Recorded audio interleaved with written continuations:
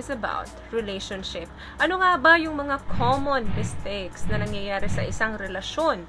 Bakit ito nagkakaroon ng conflicts, nauuwi sa hiwalayan, or hindi pagkakaunawan na minsan nauuwi sa fallout of love? Number 1, madalas binabaliwala mo yung partner mo or you taking your partner for granted. It's not good idea na ibaliwala mo yung partner mo, pero hindi rin naman maganda na masyado kang maging clingy and needy doon sa partner mo. Hindi productive sa isang relasyon if you constantly worry kung talaga bang mahal ka niya or talaga bang nagkikare siya para sa'yo. Pagkatapos nyo mag-establish ng iyong karelasyon ng isang commitment, hindi na kailangan pa napatunayan palagi or questionin palagi yung capability ng partner mo kung talaga ba siyang nagmamahal, nagkikare sa'yo. Kasi pakaramdam ng partner mo na kini-question mo yung kanyang capability doon sa relasyon ninyo.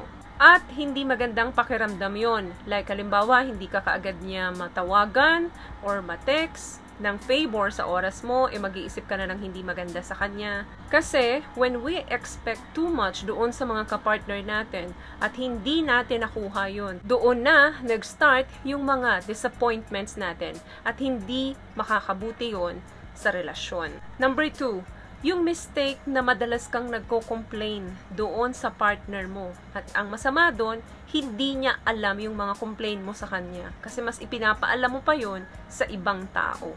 Yung madalas mong nagagawa na mag-share ng inyong unhappiness sa ibang tao kesa dun sa mga kapartner nyo ay isang malaking pagkakamali sa relasyon. And minsan, mas lumalaki yung problema kapag ikinikwento natin sa ibang tao yung mga unhappiness at yung mga mali sa relasyon natin. Instead of sabihin natin yung katotohanan o yung problema dun sa mga partner natin para masolusyonan, mas nauunang nalalaman ng ibang tao kesa doon sa partner nyo. So, ang tendency, mas nagkakaroon ng mga negative ideas doon sa problema. Mas nagagatungan at mas lalong nawawala yung momentum doon sa relasyon nyo over time. Importante na directly ninyong ipaalam doon sa mga partner ninyo kung ano yung mga nagbabothered or gumugulo sa isipan nyo dahil sila lang ang makakaayos niyan, hindi ang ibang tao. Kayong dalawa lang. Another mistake, madalas mong kini-question constantly yung relasyon ninyo.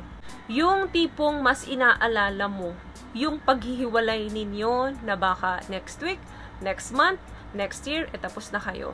Instead of isipin mo kung ano yung solusyon dahil sa problema nyo, mas iniisip mo kung hanggang kailan na lang kayo magtatagal. Lagi mong kini-question yung capability mo at capability ng partner mo na hindi na kayo magtatagal, na wala na kayong magagawa para mapabuti yung relationship. What I love about this product, itong No More Dark Secret ng K-Skin, bukod sa may advanced whitening na siya, na kung saan pwede niyang matulungan na pumuti yung mga singit-singit mo, moisturizing, meron siyang anti-irritation, antibacterial, maintain healthy pH level. Hindi lang pambabae, meron din po tayong pang lalaki. Yung parang inaantay nyo na lang na matapos yung relasyon nyo.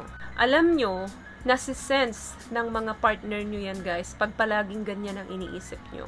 So, ang tendency, hindi niya na rin inaayos yung relasyon at hindi niya na rin ginagawang better yung sarili niya para sa inyo. Dahil nararamdaman niya yun na kayo mismo ay nag-aantay na lang na matapos yung relasyon nyo. Another mistake, giving up your partner or feeling hopeless. Everyone goes through challenges. Lahat tayo dumadaan sa struggles. Pagkawala ng trabaho, problemang pampamilya, problemang kaibigan, suffering from health problems, dealing with addictions. Yan yung mga difficult times na kailangan kayo ng mga partner ninyo. Pero, yan din yung mga oras na pakiramdam mo na taken for granted ka. Yan din yung mga oras na feeling mo stress na stress ka sa kanya or doon sa relasyon nyo. So, ang mangyayari ngayon, mas nalalagyan ng fuel yung relationship ninyo para maging magulo or maging conflict. Napakahalaga, guys, na iparamdam nyo sa mga partner nyo na yung mga oras na yon, yung mga trying times na yon sa kanila, ay nandyan lang kayo sa tabi nila. just hang in there. Mahalaga yung confidence and yung support na manggagaling sa inyo para mabawasan yung pain ng mga kapartner ninyo. And mas mabilis niyang ma-overcome yung mga challenge na nangyayari sa kanya, sa buhay niya. Ang madalas kasing nangyayari, those difficult times, nagiging difficult din para sa inyo. Kino-confront nyo na yung mga partner ninyo, feeling hopeless na kayo. Minsan iniisip nyo na baka may infidelity or cheating nang nangyayari. Ganon kadalasan ng mga nangyayari kapag ka may mga struggles na pinagdadaanan yung mga kapartner natin na hindi natin alam. Kailangan magkaroon tayo ng emotional investment doon sa partner natin para ma-repair natin yung issue. Mahalaga guys ang boundaries sa relasyon para mas maproteksyonan nyo yung bawat isa, yung sarili nyo. Pero hindi ibig sabihin nun, kailangan yung i-ignore yung pangangailangan o yung problema ng partner nyo. Like, paulit-ulit niya nang sinasabi yung problema niya sa inyo, pero hindi nyo naman sila naiintindihan.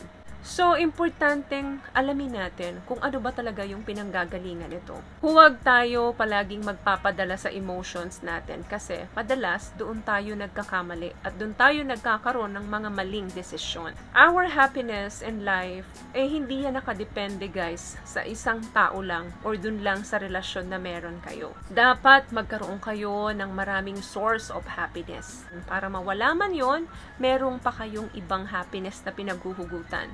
Makakabangon uli kayo at babalik uli yung sigla at saya sa inyo. Kaya, the more na nagko-communicate kayo, the more na open kayo sa isa't isa, mas naaagapan yung mga problema. Mas nakakapag-adjust kayo to get things back on track.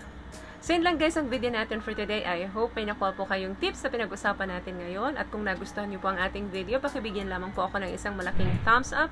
Comment down below at sa mga hindi pa po nakakapag-subscribe, huwag niyo pong kalimutan i-click ang ating subscribe button. Diyan po sa baba, libre po yan. Once again guys, palagi po kayong mag-iingat at palagi po kayong manalangin. Thank you guys for watching and see you on my next one. Always love yourself and be a blessing. Bye! Peace out.